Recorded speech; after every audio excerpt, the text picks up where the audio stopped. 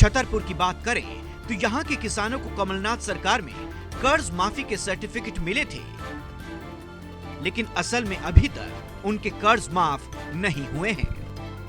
आपके ऊपर कितना कर्ज था और कब से था? 1 लाख रुपया। कब से था?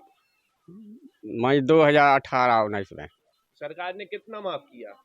15,000। कौन सी सरकार ने? कमलनाथ ने। और शिवराज सरकार ने? बिल्कुल नहीं करो। आपके ऊपर कितना कर्ज था? 1 लाख। सरकार ने आपको सर्टिफिकेट दिया, कितना माफ हुआ? 60,000 दे चुके हैं। आपका माफ हुआ? नहीं भाव। किसको पैसे दे चुकी हो आप? मोहन तिवारी को।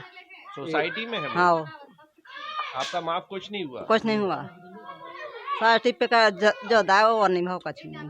मुकेश छारिया। मुकेश जी, कितना कर्ज था आपके? 1 लाख। क्या हुआ, सर्टिफिकेट मिले हैं आपको, कर्ज माफ हुआ था? हाँ मिले, लेकिन माफ नहीं हुआ था। कितने का सर्टिफिकेट मिला था? सर्टिफिकेट मिलो तो कितने को है अब वो देखा नहीं हमने। अच्छा, तो फिर अपन ने 160 दे चुके मोहन को। ये मोहन कौन है? तिवारी लार के। सोसाइटी में है? हाँ उनको आप उल्टे पैसे दे चुके हो? दे चुके 160। उन्हें 160 बताया, 160 दिया है। और ये सर्टिफिकेट के हिसाब से कोई माफी नहीं हुई? नहीं। हरदा जिले के कई किसानों ने बैंक के साथ साथ सहकारी सोसाइटी से भी कर्ज लिया था। बैंक तो सिर्फ तकादा कर रहा है, लेकिन सोसाइटी का कर्ज ना चुका पाने की वजह से उन्हें खाद और बीज खरीदने में भी काफी परेशानी हो रही है। नहीं, मुझे प्रमाण पत्र मिला था और मुझे गांव के जो सचिव और जो अपने क्या बोलते कोटवाल द्वारा फ़ोन आया था।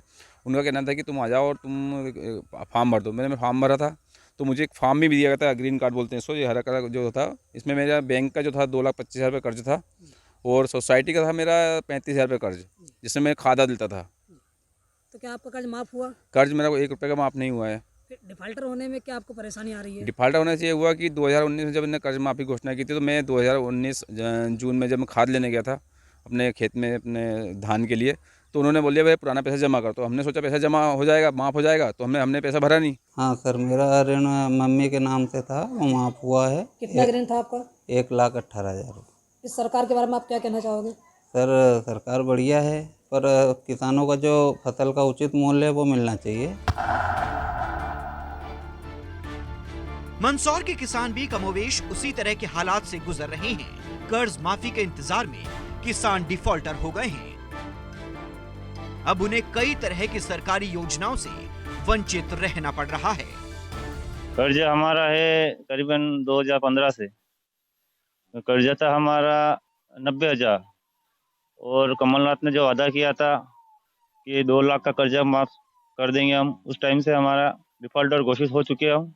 उसके बाद हमारा ब्याज लग चुका है करीबन 45,000 के आसपास, और अभी तक कुछ आश्वासन नहीं दिया और कुछ पैसा हुआ माफ, कुछ नहीं हुआ, और हमारे पास रसीद भी पड़ी हुई है।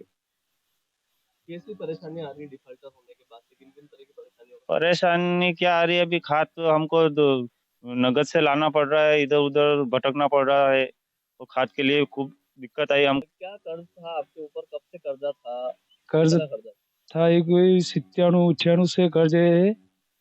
97-98 हज़ार का कर्ज है मेरे, और ये 6-7 से कर्ज है मेरे पास। 2006-7 से ले रखा है कर्ज। किस किस के नाम पर था कर्जा?